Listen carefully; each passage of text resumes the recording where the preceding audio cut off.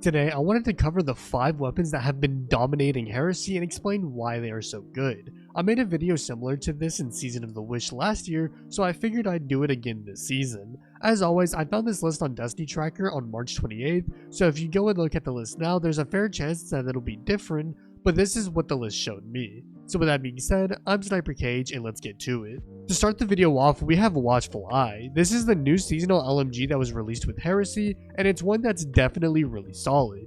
This LMG drops from Heresy activities and can come with some pretty good rolls. For column 3, my personal choices would be Overflow or Eddy Current.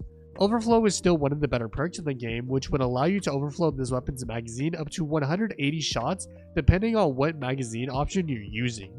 For Eddy Current, it's a perk that has become a little more useful thanks to the resurgence of the Arc subclass this episode. Additionally, it has some great synergy with the perks in column 4. Speaking of column 4, we have Jolting Feedback, Rolling Storm, and Killing Tally. Jolting Feedback is a solid perk to use for anti-champion capabilities, while Rolling Storm can provide high uptime on Bolt Charge, which has proven to be really strong. Otherwise, you can get Killing Tally, which is always a great perk combo. To explain why this weapon is so dominant, it's simply the best legendary Arc LMG in the game, thanks to its archetype and perk pool. If all of that wasn't enough to convince you, you can also get the Adept version of this LMG from Expert Heresy activities, and Bungie announced this past Thursday that Adept weapon drops would be increased in Act 3, so definitely be on the lookout for this weapon. You might have remembered just moments ago that I said that Watchful Eye was the best legendary Arc LMG, but it is not the best Arc LMG in general, as number 4 has rightfully taken that spot with this episode. At number 4 we have Thunderlord. Thunderlord received some pretty hot buffs this episode, which has turned this thing into an insane weapon. Additionally, this weapon also has some great synergy with the Storm's Keep aspect on Titan, which helps boost this weapon's usage rate further. If you're unaware, Bungie added new functionality to this weapon, making it so that this weapon makes a lightning strike and will also grant you a stack of Bolt Charge.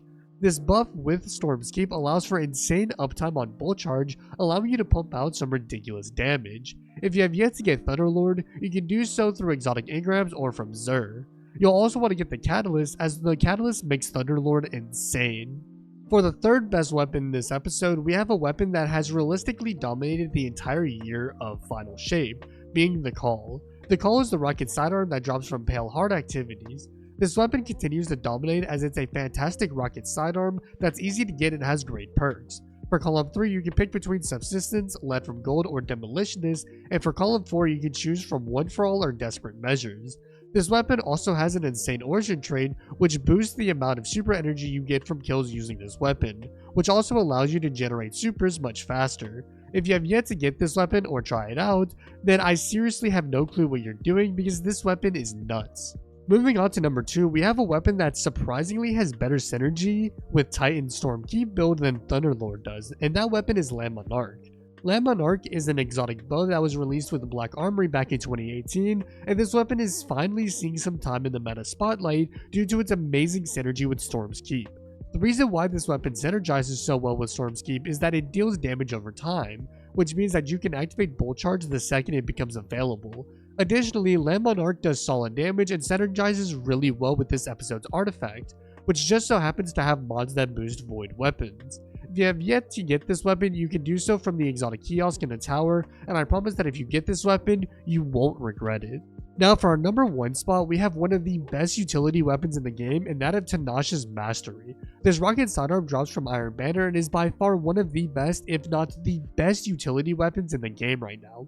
The reason for that is that this weapon can roll with Chill Clip, which has the ability to stun Overload and unstoppable champions. Additionally, sidearms get the ability to have anti-barrier capabilities this episode thanks to the anti-barrier sidearms artifact mod, meaning this weapon can single-handedly deal with all 3 champion types on its own, allowing you to easily free up your loadout for whatever you want to use in endgame activities. If you have yet to get a Chill Clip roll on this weapon, you're in luck as Iron Banner returns this Tuesday, so I'd highly recommend grinding for one because this weapon is easily one of the best weapons in the game. Well, that'll wrap up today's video. If you found it helpful, a like rating would be greatly appreciated, and consider subscribing to the channel for more Destiny 2 content dropping soon. If you'd like to come catch me live, you can do so over at twitch.tv/SniperKH_, as I'd love to see you all there. Otherwise, follow me on my social media platforms to stay up to date with my content. With that being said, I'm SniperKH, and I'm out. Good luck with gaming.